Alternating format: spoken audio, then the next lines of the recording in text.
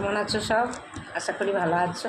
আমি আমাদের এই সনাতন ধর্ম সম্বন্ধে দু একটা কথা তোমাদের সঙ্গে শেয়ার করব, যেগুলো আমি সব গুরুদের মুখ থেকে শুনেছি, সেইগুলো আমি কিছু আয়ত্ত করে রেখেছি। আমি ওই নিয়েই থাকতাম। আমি যে এই পথে আসবো কোনো দিনই ভাবি নাই। ওই নিয়েই থাকতাম, সদ্গুরুদের সব অনুষ্ঠান শুনতাম, এসব আর কি। বেশ, ঠিক আছে।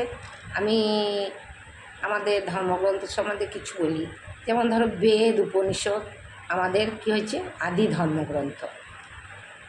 এই ধর্মগ্রন্থ যারা লিখেছেন তারা ব্রহ্মপ্রাপ্ত হয়েছে। ব্রহ্মপ্রাপ্ত হয়েছিলেন বলে ভগবানের এই সুন্দর ব্যাখ্যা করতে তারা পেরেছিলেন। এমনি এমনি তো ধরো ব্যাখ্যা করা যায় না, কিছু অনুভূতি না এলে তো কোনো ব্যাখ্যা করা সম্ভব হয় না। তাদের অনুভূতি হচ্ছে এইসব গ্রন্থের প্রকাশ। অধরা শক্তিকে ধরায় হচ্ছে, মানে অধরা শক্তি হচ্ছে ব্রহ্ম। অধরা শক্তি হচ্ছে ব্রহ্ম বা ভগবান। তাকে চোখে দেখা যায় না, তাকে স্পর্শ করা যায় না, তাকে অনুভব করতে হবে। তেনারা সেই অনুভব করেছিলেন। আর এই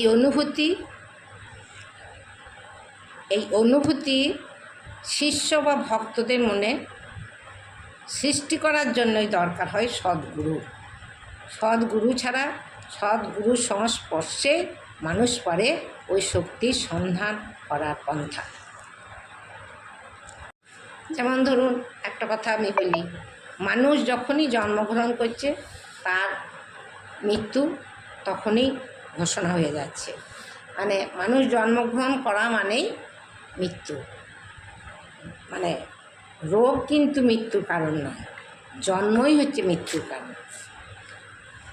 আর দুঃখকে ভুলে যাওয়াই হচ্ছে সুখ। দুঃখ তো আসবে, সুখের পরে দুঃখ, দুঃখের পরে সুখ আসবেই। মানুষ যেমন, আমি কোনো দোষ করলে হয়তো ক্ষমা করে দেয়, কিন্তু সেই ক্ষমা করলেও সেটা কিন্তু কোনো দিন সে ভোলে না, সে মনে রাখে। দুঃখ কখনো বলে আসে না, আর সুখও কখনো বলে আসে না। দুঃখ যখনই দেখবে তখনই জানবে যে তোমার কিছুটা জ্ঞান হবে। দুঃখ যদি পাও, দুঃখকালীন জ্ঞান স্থায়ী হয়।